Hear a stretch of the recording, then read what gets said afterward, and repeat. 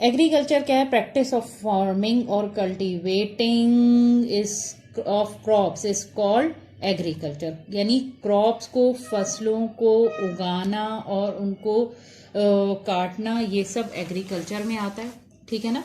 अच्छा, एक अच्छी फसल को उगाने के लिए फार्मर्स को कुछ स्टेप्स जो है वो फॉलो करने पड़ते हैं। इसमें प्लगिंग, सोइंग, वाटरिंग, हार्वेस्टिंग और स्टोरिंग का अमल शामिल है।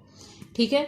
प्लगिंग के अंदर, plugging is the digging up of soil. Plugging में क्या है कि सॉइल को अच्छी तरीके से या तो एनिमल्स ये ब्लॉक कार्ट के थ्रू या फिर ट्रैक्टर वगैरह चला के वहाँ की ज़मीन को सॉफ्ट कर दिया जाता है। उसके ऊपर प्लग्स चलाए जाते हैं। ठीक है ना? हल चला चला के, उर्दू में इसे हल कहते हैं। ठीक है ना? और फिर उसके बाद में वहाँ की ज़मीन नरम पड़ जाती है, उसमें से वीड्स वगैरह, वीड मतलब झाड़ियाँ वगैरह अप्रूट हो जाती हैं, घास वगैरह रिमूव कर दी जाती है। ठीक है? ये अमल दोनों तरीके से होता है, बाय एनिमल और बाय ट्रैक्टर। ठीक है? What is weeding? वीडिंग क्या चीज़ है कि अब एक काली ज़मीन होती है तो उसमें जाहिर सी बात है बारिश वगैरह होने की वजह से घास फूस, ये झाड़ियाँ वगैरह उग जाती हैं, तो उनको रिमूव करना पड़ता है बीज को वहाँ पर, सीड्स को वहाँ पर बोने से पहले। ठीक है ना? सोन करने से पहले। तो उसके लिए या तो इसी तरह से ब्लॉक्स वगैरह के आगे रेक लगा के चलाया जाता है, या फिर ट्रैक्टर होता है उसको है उसके थ्रू जो है वो लगा के मशीनरी के थ्रू वहाँ से रिमूव कर दी जाती हैं वीड्स वगैरह। ठीक है? थर्ड नंबर पे आएगी सोइंग। सोइंग के लिए अच्छे साइंटिफिकली डेवलप्ड सीड्स यूज़ किए जाते हैं, और वहाँ पर जहाँ वहाँ हल चला के यानी ट्रैक्टर वगैरह चला दिया जाता है, तो वहाँ की ज़मीन जब सॉइल अच्छी तरीके से लूज़ हो जाती है, वीड्स हटा दिए जाते हैं, अब बिल्कुल ज़मीन तैयार है, तो उसके अंदर फिर सोइंग की जाती है, अच्छे सीड्स वहाँ पर बोए जाते हैं। ठीक है? फिर वाटरिंग। अब क्रॉप्स को प्रॉपर वाटरिंग चाहिए। ठीक है ना? वाटरिंग के फर्दर स्टेप्स हैं। ठीक है? वाटरिंग के जो है वो फर्दर वो है कि फील्ड में इरिगेशन, बाज़ जगह बिल्कुल बारिश नहीं होती, तो उधर क्या किया जाएगा? ठीक है ना? तो उसके लिए क्या है कि फील्ड इरिगेट किया जाता है। ठीक है? उसमें फील्ड के अंदर इस तरह से किसी भी रिवर वगैरह से पानी लेकर गुजार दिया जाता है, एक रास्ता बना दिया जाता है, और रो पानी के जो है वो थ्रू प्रॉपर चैनल जो है वहाँ पर पानी सप्लाई होने लग जाता है। ठीक है? उसको कहते हैं फर्स्ट इरिगेशन। दूसरा ये है कि ये फर्स्ट इरिगेशन की आप लोग फोटो देखें। ठीक है?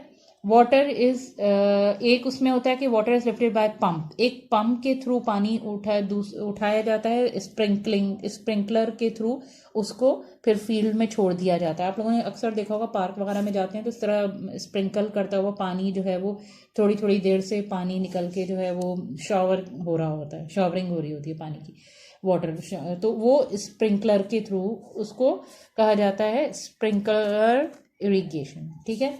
अच्छा, ड्रिप इरिगेशन एक होती है कि पाइप जो है वो फील्ड में छोड़ दिया गया खेत में, और फिर उसके अंदर होल कर दिए जाते हैं जगह जगह, तो उससे भी पानी, फिर जब पानी इसमें से फ्लो करेगा तो वो निकल के खुद ब खुद यानी उस फील्ड के अंदर सप्लाई पानी की शुरू हो जाएगी। ठीक है ना? उसको कहते हैं ड्रिप इरिगेशन। ठीक है? उसके अलावा fertilising the soil is made more fertile by adding manure or fertilizer into it. Manure is obtained from animal and plant waste से जो fertilizer बनाई जाती है उसको manure कहा जाता है। Sometimes chemical fertilizer या एक यूरिया भी इसमें यूज़ हुआ होता है, ताकि नेचुरल फर्टिलाइज़र के साथ, यानी प्लांट और एनिमल के वेस्ट को तो उन्होंने कहा मैन्यूअर फर्टिलाइज़र, उसमें यूरिया भी मिलाया जाता है ताकि मज़ीद अच्छी तरीके से सीड को अच्छी कंडीशन प्रोवाइड हो सके। ठीक है?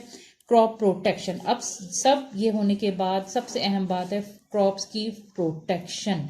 अब जाहिर सी बात है कि उस बहुत सी डिजीज़ और हार्मफुल इंसेक्ट्स आके उनको जो है वो डैमेज कर सकते हैं क्रॉप्स को, तो उसके लिए स्प्रे किया जाता है इंसेक्टिसाइड्स और पेस्टिसाइड्स। ठीक है?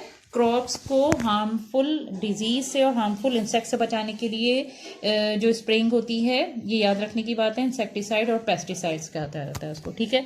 Growing crops are protected from grazing animals by building walls and fence बनाकर बाज जानवर जाके, बकरियां, ये गाय वगैरह जाके वहाँ पर ग्रेजिंग करने लग जाती हैं, मतलब घास वगैरह, मतलब क्रॉप्स को ख़राब कर देती हैं, तोड़ देती हैं, काट देती हैं। उससे बचाने के लिए उस वहाँ वॉल्स और फेंस तैयार किए जाते हैं, ठीक है।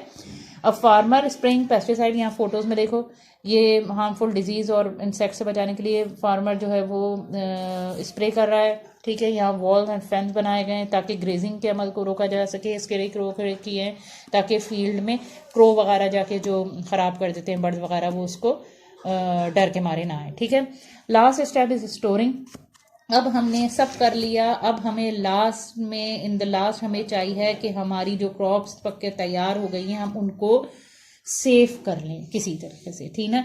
सेव करने के लिए उनको जो है वो स्टोर किया जाता है बोरियों में वगैरह बांध के, अच्छी तरीके से बड़े बड़े से, बहुत बड़े बड़े जो है वो समझे वेल वेंटिलेटेड रूम बनाए जाते हैं उनको स्टोर करने के लिए, जहाँ पर मोल्ड वगैरह इजीली पैदा ना हो, यानी डैम्प एरिया ना हो, बहुत बहुत ही, यानी अगर वहाँ पर समझें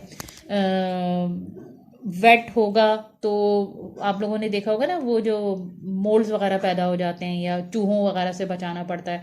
इन सब चीज़ों से सेव करके फिर इनको स्टोर करके फिर आगे सप्लाई किया जाता है, ठीक है। अच्छा, I will provide you copy work in next video इंशाल्लाह।